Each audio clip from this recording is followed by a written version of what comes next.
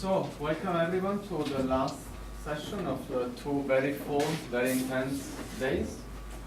A few of you approached me about reimbursements and stuff, so the evidence causation and argumentation project funded by the Finnish Cultural Foundation is paying for flights and hotels and stuff. I'll say a couple of words about how to do that before the roundtable, so don't worry about that. I'll explain you what to do. But now it's time for the last talk of this great workshop. And the speaker is Harry Collins, and he will talk about expertise and post-truth. So, very contemporary topic. Beam me up, Scotty. I've been wanting to do that the whole time, actually. Well, thanks. I don't know about you lot, but I'm completely exhausted, so help me if I struggle through this and I forget everybody's names. I hope that chap there, whose name I forgot, it's Darren, isn't it? Yeah, will help me remember who I'm referring to.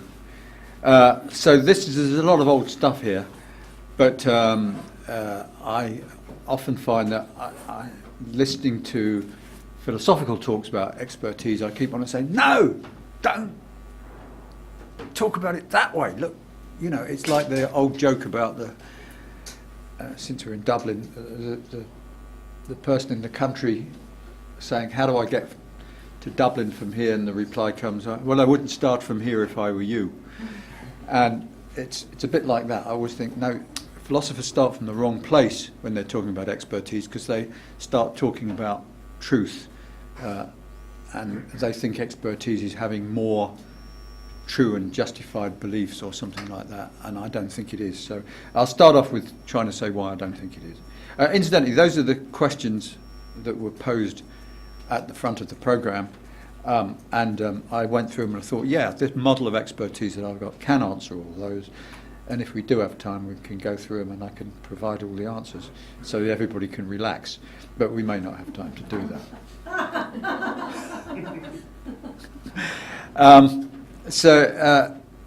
My model, I'm going to start with what I call model of 3 dimensions of expertise. I noticed that Christian Quast stole the 3 dimensions of expertise from me. Perhaps you could call it 3 types of expertise or something like that in your treatment from now on, since this is the 3 dimension of expertise. There it is, published in 2013 in Phenomenology and the Cognitive Sciences, and it goes like this. This is the sort of philosophical or psychological model of expertise which involves individual accomplishment and goes through stage theories, say like Hubert Dreyfus's 5-stage theory of expertise, or some psychologist called Chai, is it, or Kai, who has a stage model of expertise and so on. And obviously that we've got to have the notion of individual accomplishment has got to be part of any model of expertise. Some people are just better at getting things than others, whatever that thing is, okay? But then the second dimension in this model that we're talking about is, see, this expertise for me is all about access to tacit knowledge. So when I'm talking about expertise, I'm probably not talking about what the 2 previous speakers spoke about, which is some sort of vague ability to make predictions or see the future or something like that. I'm talking about domains of expertise, that is little mini cultures, if you like. And you get expertise by becoming embedded in a domain of expertise, by gaining access to the tacit knowledge pertaining to that domain. And the difference is this means it's to do with acquisition of tacit knowledge. It's not about more true and justified beliefs. Firstly, for the obvious reasons that philosophers are always stumbling across, that what counts as true keeps changing over time. And secondly, that what counts as true changes depending on where you are. What counts as true in one place isn't true in another place. And then you've got this business about experts disagreeing and so on. Well, in this model, there's no problem with experts disagreeing or anything like that, because expertise doesn't have to do with truth. It has to do with acquiring tacit knowledge. And you can be acquiring tacit knowledge of stuff that's completely false, like you can be, or assumes completely false, like you can be acquiring the tacit knowledge of being a good tea leaf reader, or being a good astrologer, or being a good Dwell flonker. We'll come to Dwell flonking in a minute, don't worry about it. Who knows what Dwell flonking is? One. Oh yes, of course, you've taken part. You don't want to know. Okay. And the other thing that's different to some philosophical treatments, and a person I used to argue about this all the time with was the late Bert Dreyfus. If anybody doesn't know, Hubert Dreyfus died last month, 22nd of April. And I used to argue about this because Dreyfus was very keen on the expertise being all to do with practice. And our line is that no, it's not. It's actually more to do with embedding in the spoken discourse of a domain of expertise. Though, of course, in practical domains like bicycle riding or car driving or whatever, there's also what we call somatic tacit knowledge, which you have to get if you're going to be able to do the activity, but you can understand the activity and make good judgments about the activity without having to engage in the practice. Let me just repeat that, because it comes as a bit of a shock to philosophers who really believe in this Heidegger, Merleau-Ponty, Toad's kind of practice idea, that you can get to make as good a practical judgments about practical domains as somebody who practices in those domains solely through being deeply immersed in the spoken discourse of the domain without ever practicing. And that's called having interactional expertise, and we've kind of proved this by playing imitation games, which are Turing tests just with human beings, where you get, well, let's give an example. Me, I've spent most of my career studying, as a sociologist, studying gravitational wave physicists, and I thought I ought to put my money where my mouth is, and so I exposed myself to a Turing test or an imitation game. One gravitational wave physicist invented some technical questions about gravitational wave physics. I answered them. Another gravitational wave physicist answered them. The dialogues were sent to 9 other gravitational wave physicists. They were asked, who's Harry Collins? They all knew me. And who's the real gravitational wave physicist? 7 said they couldn't tell the difference, and 2 said I was the real gravitational wave physicist. And then we repeated this actually much more recently, and it's in my more recent book called Gravity's Kiss, The Discovery of Gravitational Waves, which has been out since the beginning of the year. And the same results, we found the same results, or similar results. So that's 2 dimensions of expertise. Then the third dimension is esotericity, if there is such a word. Well, there is such a word now. And expertise is, and this is another thing which some philosophers and psychologists don't like, we say that there are ubiquitous expertises, that is, expertises which belong to the whole population. So instead of concentrating on how somebody spends their 10,000 hours of intense practice to get an expertise, we say, no, some people get it without even noticing. For instance, the standard, most obvious example is natural language speaking.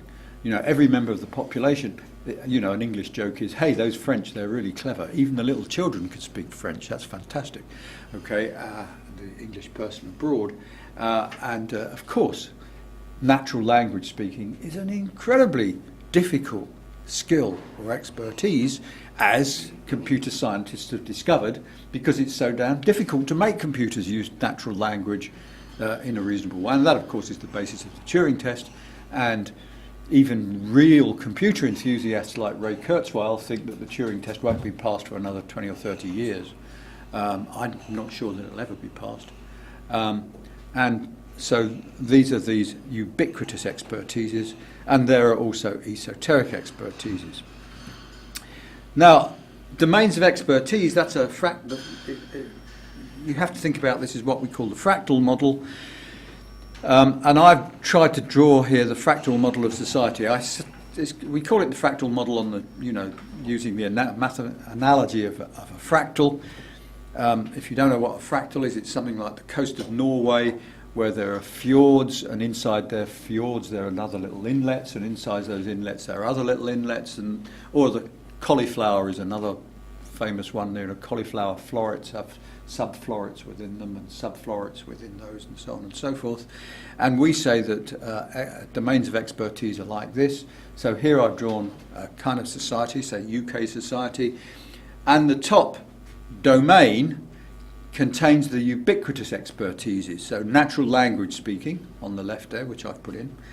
What else do we understand in the UK? Well, we understand how to use pavements or sidewalks.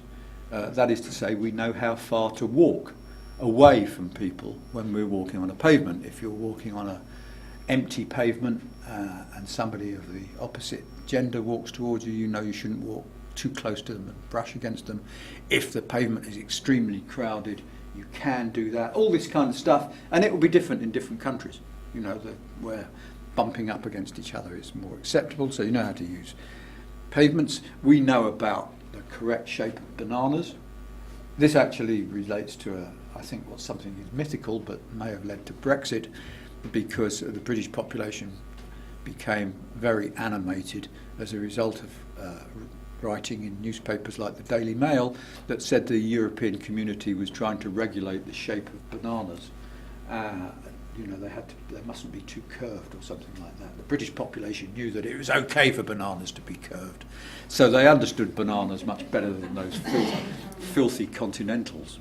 Okay, I've added this to my diagram as a result of yesterday's discussion. I've added ethics because, of course, the UK population are all experts on ethics. They know what counts as right and wrong in the UK, and it takes you only a moment's thought to realise that what counts as right and wrong will be quite different in certain other countries, primitive tribes and so on and so forth. And we're expected to know what's right and wrong because the criminal justice system depends on it. Crime and punishment depends on the average citizen knowing what's right and wrong, and we do know what's right and wrong. But a bit further down the diagram, you see on the right hand side there, I put this in also yesterday, there's ethics experts. People who know a bit more about ethics. They know what cross-cutting ethical imperatives are, and they know who Immanuel Kant was and various other esoterica like that. But anyway, you can go down this to have down the fractal, as we would say it, the next lot of domains of expertise embedded are slightly narrower: parents, commuters, wage earners, and inside those are embedded fortune tellers and scientists. I deliberately made a gap between the fortune tellers and the scientists, and then there are Christians, and then below them there are cricketers and bird spotters, and then there are gravitational wave physicists, who I've spent ages, and you can fill in the rest yourself, and there are Dwyle flonkers down at the bottom. And the Dwyle flonkers serve a purpose there. They serve the purpose of saying there's a little bit of a problem about where the fractal model ends, because it's the same is true of fractals in the physical world. So the coast of Norway, you get these inlets within inlets within inlets within inlets, but presumably there comes a point when there's just a few grains of sand, and that's the fractal model ends, and presumably the same thing happens with cauliflower. You eventually just get a few cells and the fractal model ends. And it may be that the fractal model here ends at Dwyle flonkers, because what are Dwyle flonkers? Well, Dwyle flonkers are people who take a chamber pot, fill it with beer, put a cloth in it, take a stick, dip the stick in the chamber pot, pull out the cloth and sling it at some or other of the group of people who are dancing in a circle round them. Okay? And the question is Dwyle flonking an expertise? And we did test this at one of our conferences in Cardiff. We did some Dwyle flonking in Cardiff. And Darren, what is your view as a result of your experience of Dwyle flonking? Is it an expertise? I'm trying to block it out. But I would say that Dwyle flonking probably isn't an expertise. It's too self-conscious a pretend expertise to really be an expertise. So by the time you get to Dwyer-Flonking, you've gone below the level of the fractal. It's for anybody who knows British culture, Dwyer-Flonking is a little bit like Mornington Crescent. Who knows what Mornington Crescent is? Yeah, okay. So Mornington Crescent is a parlour game that used to be on the radio, which wasn't really a parlour game, but everybody was pretending they were playing a parlour game. And it had this sort of self-conscious, reflexive quality to it. A very philosophical game, actually. It was rather good. So that's the fractal model of expertise. Now, if you take these 3 dimensions, you can turn it into a space like that, and then you can do all sorts of interesting things with it. So you can represent changes in expertise. This is the car driving. These surfaces represent car driving. The surfaces are the shapes they are, the peculiar shapes they are. Well, you could let me just say why you can't get to the back left-hand corner, why the back left-hand corner is empty, because to become very good at car driving, you have to gain some tacit knowledge, so you can't go further backwards without going to the right. So that blocks off the back left-hand corner, and there are other reasons why the front right-hand corner is blocked off as well. And you see, the thing about car driving is it changes its esotericity over time. At the top, it starts off at the top when car driving must at one time have been a very esoteric expertise, but now it's a fairly ubiquitous expertise, so it's fallen down to the bottom. This is language, and it shows you the location thing. For native speakers, it's completely ubiquitous down at the bottom level, but if I take my English language speaking abilities to France, I can earn a salary for teaching it, so in France it's a valued expertise. And I think these are problems for the philosophical notion, which has to do with expertise always being esoteric, because these things just change each other. And then you can draw these kind of maps of how an individual's expertise changes, or you can draw these kinds of maps which are educational trajectories. The one on the left is nursery school education. The ones on the right are different models of university education, with PhD is the right-hand arrow, and the left-hand arrow is distance learning. And if we had more time, we could go through and show why each of those are represented like that. So you can do stuff like that with these kind of diagrams. Now let me come on to this book, Why Democracies Need Science. I've just added its forerunner, Are We All Scientific Experts Now?, which has been out since I can't remember when. But this Why Democracies Need Science has come out recently, and it's been mentioned here, so let me just say some of the stuff that's in it. It all arises out of this model of expertise that I've already, this 3-dimensional model, or this whole attitude, which is it's all about gaining tacit knowledge, and it's all part of a program which we call C, which stands for Studies of Expertise and Experience. And under C, you give up trying to make the right decision. Just give up on it, because who knows what the right decision is? You're not going to know that until the long term turns up. But what you can do with a fair degree of insurance is try to make the best decision, which is not the same as the right decision. And the best decision is the best thing you can do in these very limited circumstances in the very short term. So it's always to do with the very short term. In the long term, it's easy to make the right decision. Of course it is. That's why it's very easy to do retrospective, looking back, what was the right decision. But in the short term, what politicians have to do and policymakers have to do is make decisions now under circumstances when they don't know what's right. I mean, scientists don't know what's right for a long, long time. So you draw on certain people according to our theory. First of all is that they should know what they're talking about. And what that means is very, very simple. They've just spent a reasonable amount of time studying what is under issue, observing, doing stuff like that. They don't have to get it right, but at least they've given it a shot. Okay? And we say very, very simple-minded things like this, that if you don't have decisions made by people who know what they're talking about, let's say you pick your mum every time, or somebody walking past in the street, you're going to have a dystopia. But if you don't want a dystopia, if you want to maintain the kind of society we live in, you're always going to pick people who know what they're talking about. In that literal sense, know what they're talking about doesn't mean they're right. They just know the subject area that we're talking about. Okay? So that's the first condition. Secondly, they slightly more demanding that they have the tacit knowledge of the domain that you're talking about. They've spent some time immersed in that domain. And thirdly, and this is the much more difficult one, that the knowledge they have is scientific, by which we mean that the people generating the knowledge cleave to scientific values. These scientific values, as was mentioned in the talk this morning, we have a huge list of them, about 14 about 14 scientific values in the book, Why Democracies Need Science.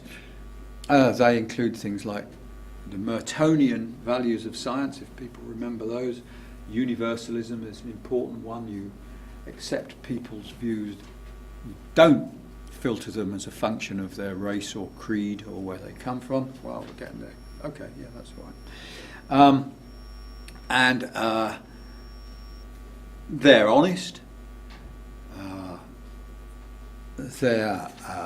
They are seekers after truth, irrespective of whether they can get to the truth.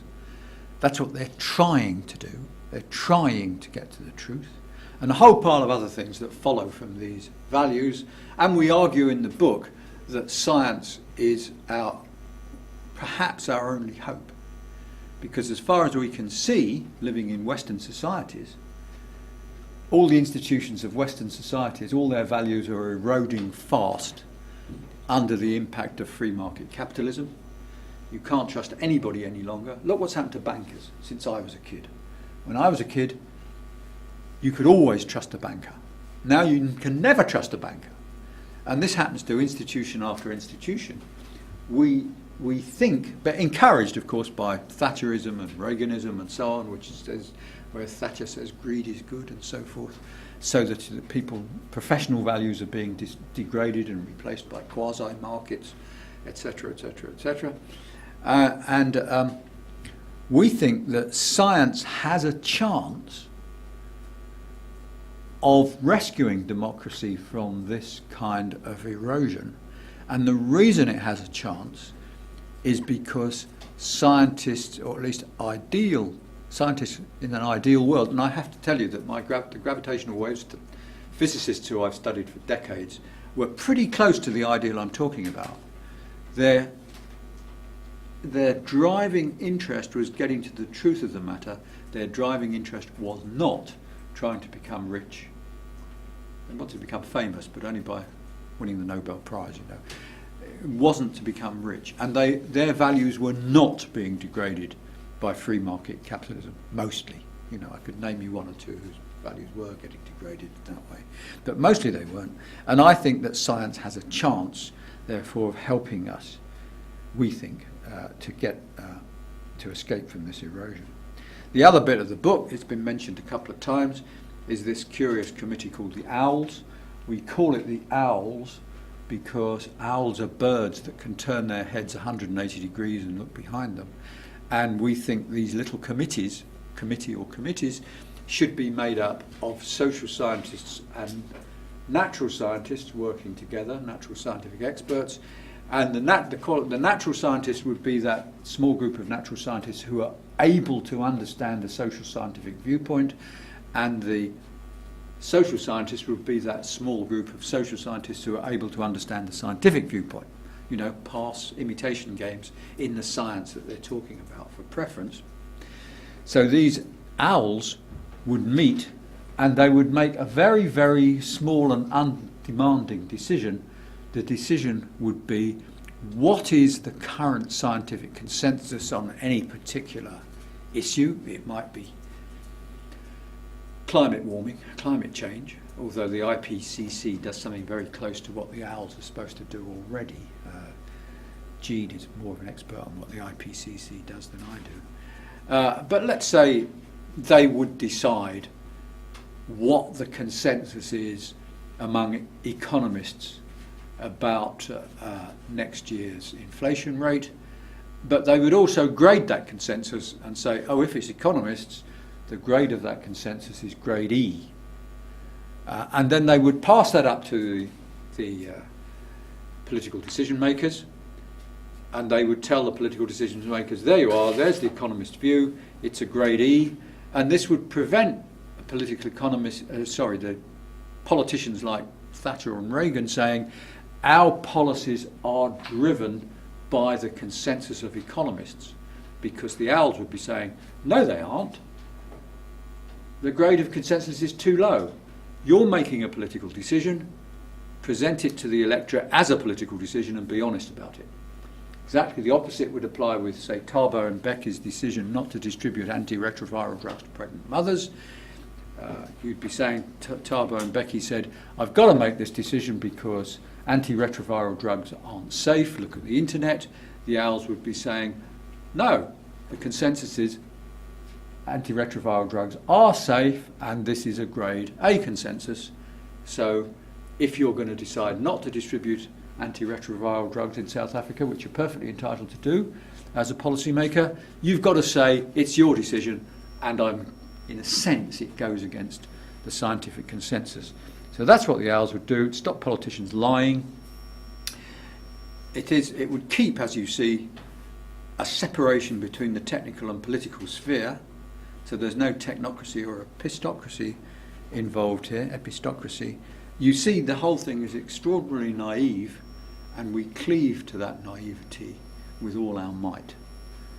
And this is the final thought. This is all that stuff's already published, but this is the one new thought which came up as I was putting the abstract together. Sorry, let me apologise for it being such a long abstract. But there is, and it's been mentioned a few times, supposedly, and it's a position championed by people like Stephen Turner, a tension between democracy and expertise, because expertise tends to be esoteric, is often esoteric, and it stops ordinary people making decisions in respect of expertise. But we don't think there's a tension at all. On the contrary, we think democracy is actually driven by expertise, because at the top end, when people vote, they're actually using their ubiquitous expertises to make their choices. So voting, at least you can think of it this way, is an exercise of expertise using the ubiquitous expertise of the culture in which you live. Okay? And part of that the use of that expertise is a decision about who you're going to delegate more esoteric decisions to. And what we hope is that in Western societies you'll delegate these more esoteric decisions to scientists rather than fortune tellers, because that is the nature of the society that we want to preserve at the time we vote. And so that's one of the crucial things that members of our society have to do, use their ubiquitous expertises to keep democracy as we know it running. And almost finished. Let me just point to a few other components of this kind of ubiquitous societal expertise. Natural language, how our society works and how we want it to continue to work. I think that's one of the things we vote for. That's the sort of thing we vote for. And that includes the extent to which we value expertise. The reason, of course, that post-truth is so shocking is because it represents a complete change in the nature of how our societies traditionally run, because our societies traditionally run with delegation to experts, and under post-truth, the whole notion of expertise, and indeed the whole notion of truth, is being eroded. That's why this position that I'm enunciating is totally against post-truth and provides an argument against post-truth in spite of the unfortunate history of science and technology studies. So partly, one of the things we do is decide who we want to continue to count as an expert, and I'll just point out that jury service and the whole criminal justice system and moral well, I've already pointed this out, moral expertise depends on this kind of ubiquitous expertise. Right, that's probably, I've run out of time, I should think, just about nicely now, so I'll stop there, but we can go through these questions if you want.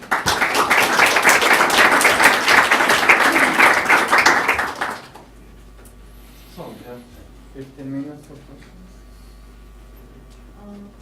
So I have several questions, but I'll start with one and we'll see how it will go. I was surprised by your use of the terminology of tacit knowledge. Then you went on to say that experts know what they are talking about. So as I understand it, tacit knowledge is the sort of knowledge that you can act on, but you cannot verbalize or use as explanation, etc. While experts, as normally understood, do exactly that. They explain things to people. They are very much able to verbalize what they know, and you yourself said that they know what they are talking about. So are you using the term tacit knowledge non-standardly? I don't know. I mean, I've written a book called Tacit and Explicit Knowledge, so Yeah. I think I'm defining what the standard use of it is, okay? But, I mean- But I'm not using know what they talk about in the way that you mean it, or the way that you express it there. But I know what they talk about. I mean know, that is to say, actually, you know, I don't know Dublin very well because I've only been here 2 or 3 times and went last night. So I wouldn't say I know Dublin, okay? But to me, to know something doesn't mean to say to be able to talk about it. It means just to have experience of it. Okay. But Okay. So your other point was. experts are usually, as we understand expertise, are the ones who tell people things about what they know. So they very much make their knowledge explicit. Yeah. Which is against the standard definition of tacit knowledge. Yeah, that's another problem with the philosophical notions of what expertise is. I mean, quite clearly, if you're going to talk about ubiquitous expertise, let's say natural language speaking again, which is one of my favourite examples. When you're a kid in the UK, you grow up, you learn to speak by the time you're about 3. You're putting the verb in the middle of the sentence generally, but you have no idea you're putting the verb in the middle of the sentence. You're an expert, nevertheless, you're an expert native English language speaker, but you cannot articulate what it is you're an expert in. So for me, that's another one of those philosophical mistakes. Right. You can be an expert. Indeed, of course, I mean, somebody like Bert Dreyfus, in his stage theory, would say that a mark of an expert is they can't say how they do it. Remember that. Yes, I have a very philosophical question about tacit knowledge. Michael Polanyi had a very strong and ambitious idea of tacit knowledge. For him, tacit knowledge should provide a foundation of both science and religion. I mean, all his works can be seen as a very complex argument showing that religion provides genuine knowledge. Now, I guess you disagree, but I'd like to understand what should prevent us from achieving this troublesome result. I mean, this is quite interesting to understand really the scope and characteristic of tacit knowledge, because as Maria said before, sometimes it seems to me that tacit knowledge is used in different incompatible ways. Yeah, okay. I'll just give you a little piece of biography. The way I got into, I'd never heard of Polanyi when I did my first study on tacit knowledge. And so what I had in mind was Wittgenstein's notion of form of life. And I just thought, and this followed from Kuhn and paradigms and things like this. So my first ever study of tacit knowledge, which was published in 1974, was intended to show that scientists building a new kind of laser could only build it if the knowledge that they needed to build the laser drifted into them in some sort of social form associated with developing a form of life, laser building form of life. What I did was went around all these people building this new kind of laser, found the people who had one on their bench and it wouldn't work, and the people who had one on their bench that it would work, and I showed that the people who had one that would work had spent time in another laser builder's laboratory, and the people who had one that wouldn't work had tried to get all the laser building knowledge just from reading the journals. Okay, and you could read the journals, there were the circuit diagrams, there were the manufacturer's part numbers, you put it all together and it wouldn't work. Okay, but there were certain tricks that you could only get by hanging around with people who'd built the working T-laser. When I sent my first paper off to be refereed, the referee said, "Oh, what you're talking about is tacit knowledge." So I said, "Oh, okay, I'd better call this tacit knowledge if people are going to know what I'm talking about." But it's always been that Wittgensteinian thing for me, not Polanyi's personal knowledge or not having anything to do with religion. But I would say that, yeah, there's not the slightest reason why the notion of tacit knowledge couldn't apply to religion too, that a religious person is a person who, well, there are Christians on my diagram of the fractal diagram. You know, for me, having a religious belief is being immersed in a domain of practice and having the tacit knowledge pertaining to that domain. It could be religion, it could be tea leaf reading, or anything else. Does that answer the question? Well, in this case, can we have religious experts? Sure, you can have experts on religion, yeah, absolutely.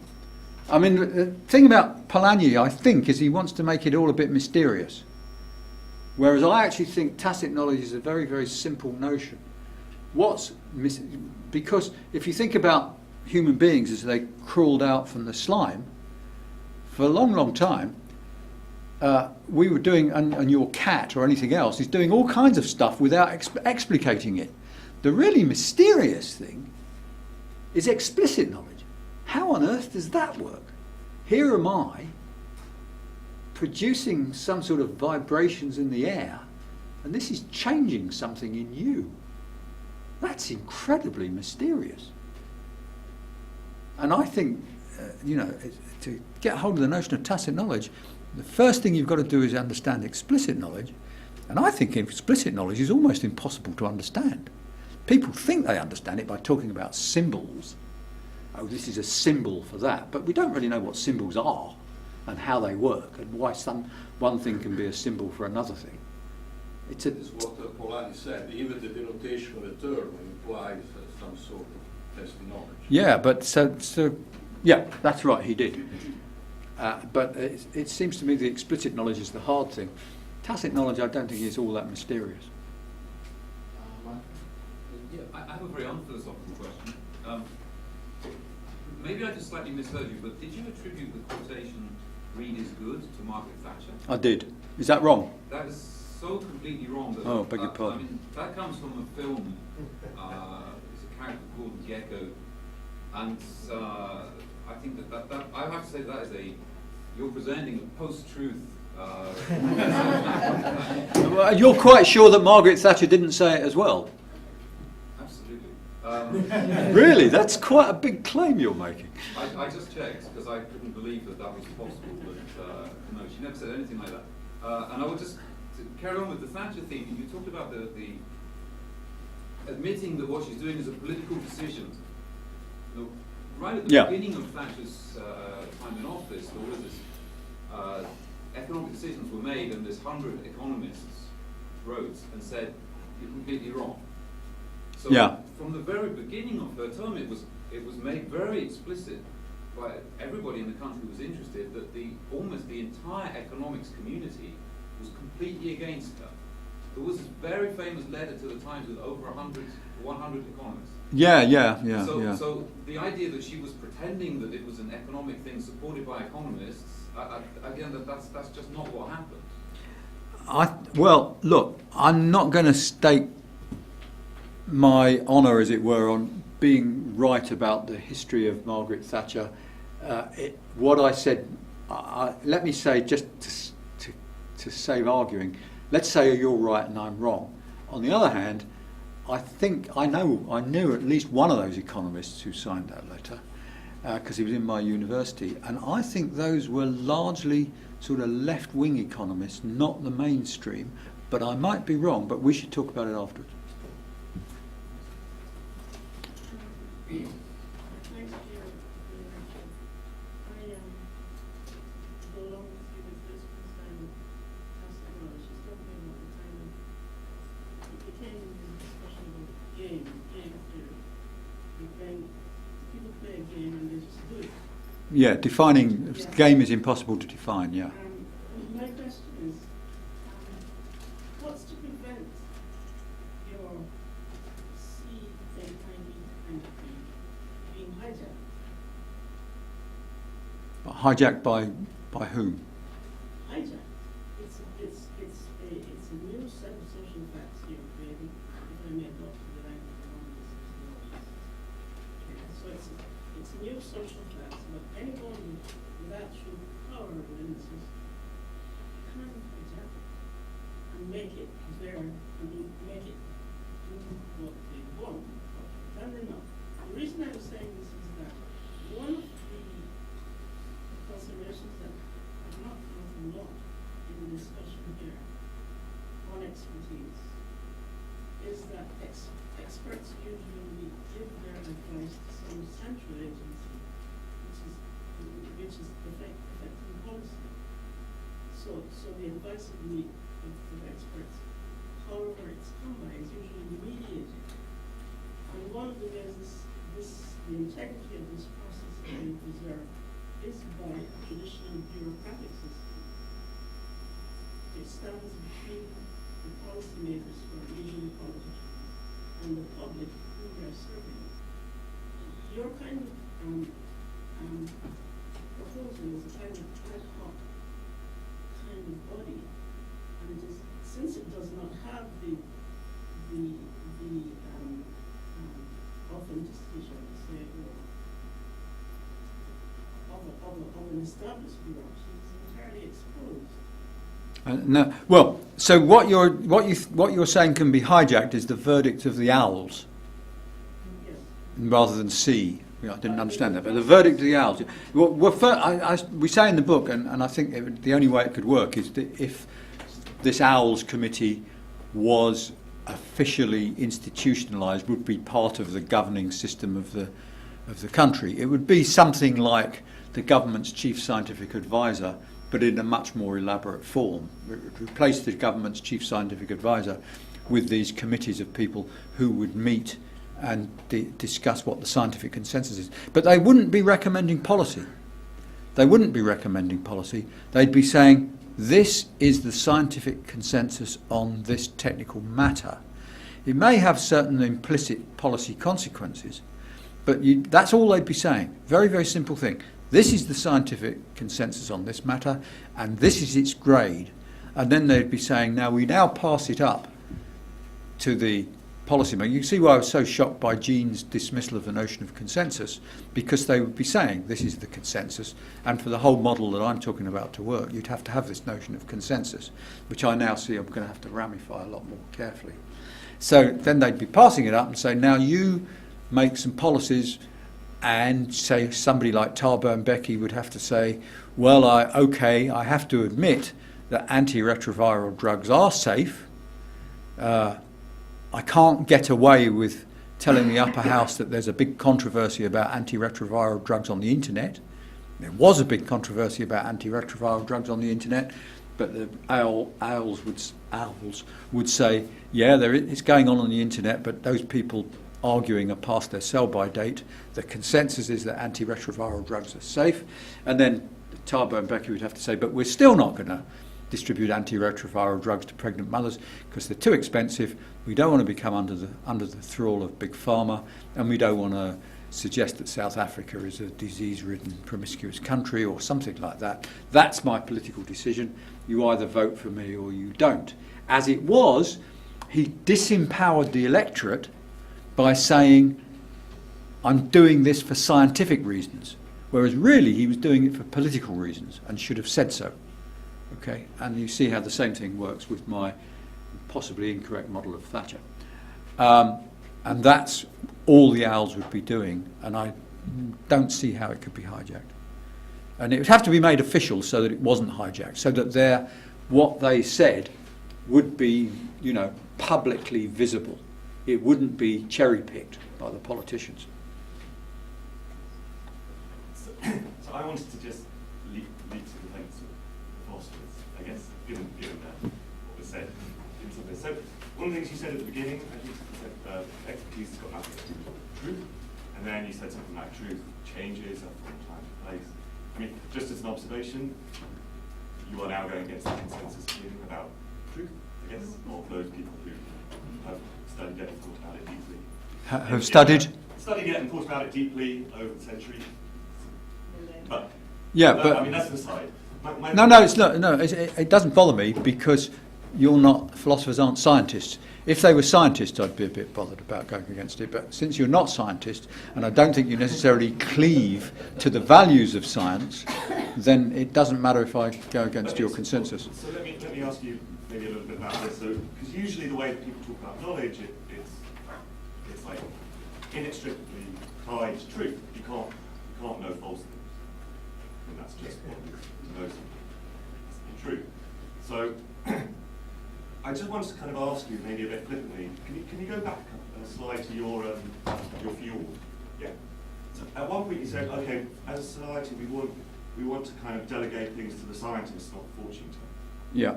I was wondering why that is. Because the fortune tellers don't have the same values as the scientists. What values are those? Well, you know, the scientific values, the 14 scientific values that we set out in the book, like honesty, a determination to look for the truth, okay, desire to replicate their results. So why are those things useful? Oh, they're just good values. They're just good in themselves, in an absolutist kind of way. Absolutist in the sense that it gets you close to how things are? No. Because it's self-evidently, you know, they're values that tend to overlap with the values of a democratic society. The argument is incredibly shallow, okay? It simply it goes something like, well, let me repeat a little passage of argument from the very beginning of the book, which goes something like this. It says, you're walking down the street and you come across a friend of yours, and the friend says, hey, I've been reading moral philosophy, and I can't see any argument that shows that torturing children gratuitously is wrong that really proves this right down to the last age. So I'm going to go and torture some children gratuitously. And then the book says, so what should you do with such a person? Should you get to those volumes of philosophy and try and prove that moral relativity is really fundamentally wrong in the way that you might try to prove that relativity is right or something like that, or the second law of thermodynamics is right? Should you try and do that? Well, there's an awful lot of children going to be tortured by the time you've done that. Or, you know, should you try and prevent them torturing the children in some other way? And it seems to me self-evident that you're better off trying to prevent them torturing the children in some other way. So these values that we're talking about, we say, what? Why can't you do both? Well, you can do the other thing as well. I don't see why you shouldn't. I mean, you know, but it's been going on a long time. Sorry, the values are... the book is quite naive about this. It says, these values are self-evidently better, and it argues like this. Let's imagine we live in a society which isn't informed by the value of universalism. Would you like to live in that society? Answer seems to be no. And if you can't see that that's a worse kind of society, stop reading the book. I've got nothing more to say to you. And the only thing we can fall back on is force. Sorry, but we're out of time. I know I have a list of more people who would like to ask questions, but we will have a round table. Please hold your questions. We can still, I guess, address them later on. But now we're out of time for this session, so please let us thank again everyone.